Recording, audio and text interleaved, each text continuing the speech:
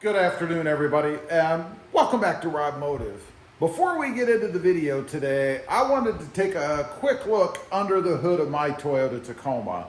I've done a couple of videos recently about vermin and stuff like that, cats, rats, squirrels, getting underneath the hood of your truck. And my truck has been sitting outside for about 2 days now, something like that, without being started or moved.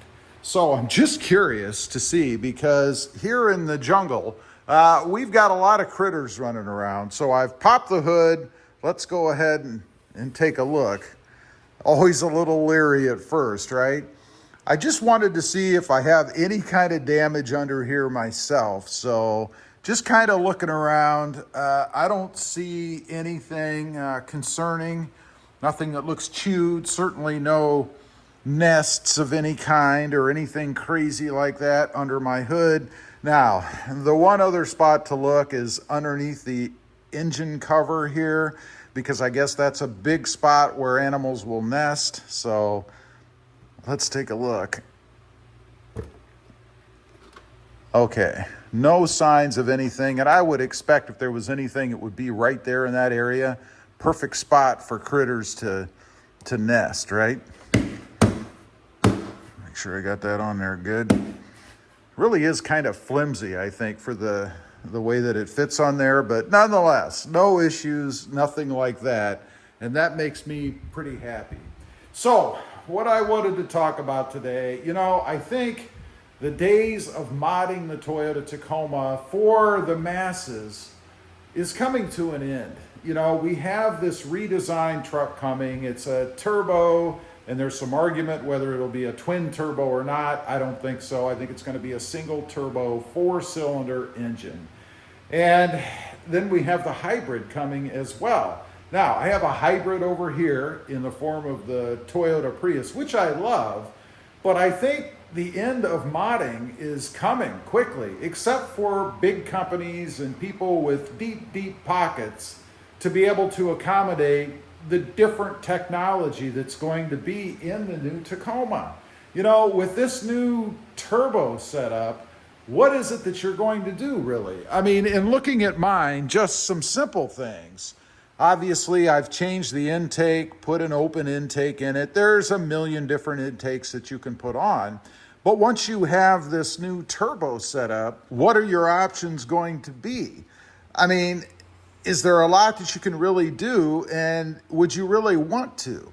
I mean, the last thing you want to do is put something on, let's say like this, for example, I know it would be different, and screw up the way that the truck runs. It's going to be fed differently. Realizing, of course, it's still going to need air coming in. Obviously, the turbo needs air, but everything is set up and measured, right? It all goes through computer systems, and if you start messing with the mix, the air to fuel ratios, you could start creating problems, right? What about lifts and things like that? I mean, I know with the new Tundra, and it is a 6-cylinder twin turbo, people are lifting them, but still, you're going to start to mess with the way that the truck handles, the pull on the truck. I mean, if you change the tire diameter and the weights and things like that, you're really going to start messing with the electronics of the truck. And I hear some people complain about issues, particularly on the new Tundra, that they've had. And I just wonder if they've done anything to the truck themselves that could have caused those problems. I mean, it's not set up for that, right?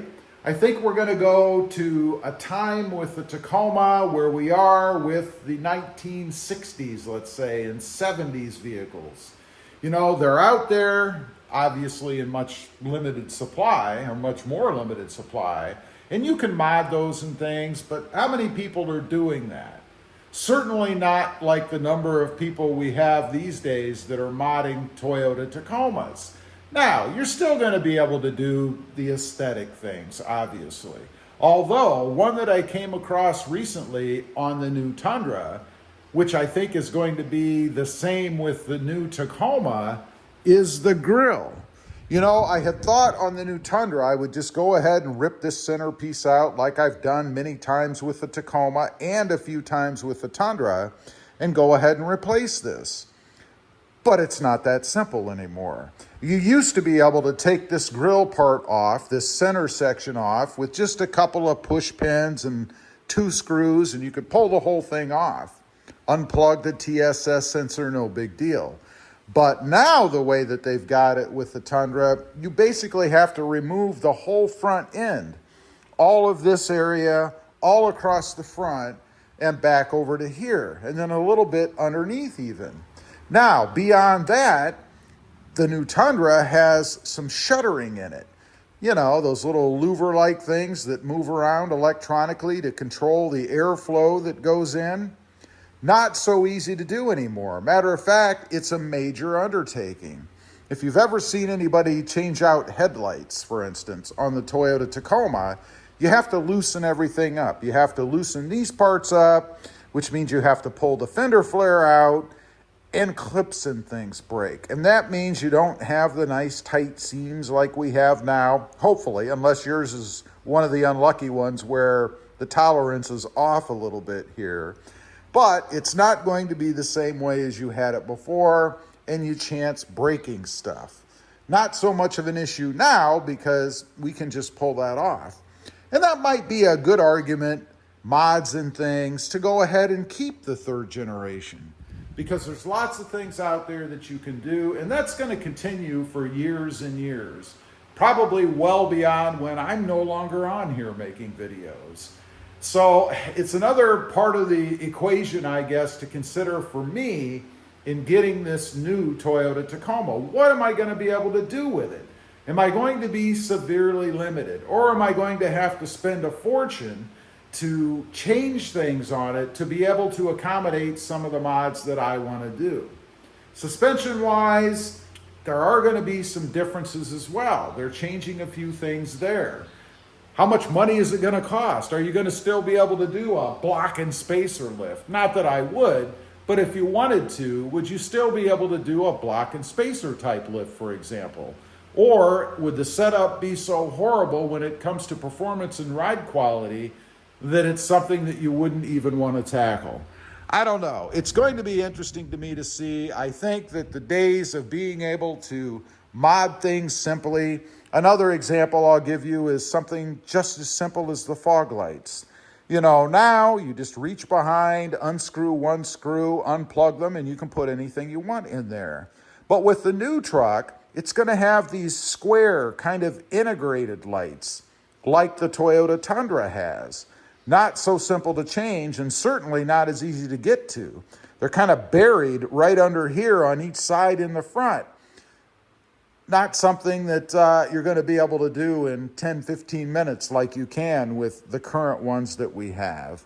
So anyway, I'm concerned that the modding days, at least extensively other than aesthetics, are over or are going to be over, beginning with this new Toyota Tacoma. Leave a comment. Let me know if you agree. Is there anything of substance that you're going to be able to do with this new truck? Or are we all going to just be putting stickers and window tints and things like that on it? I'd be curious to know what you think. Thanks for watching. Stay safe out there. Bye.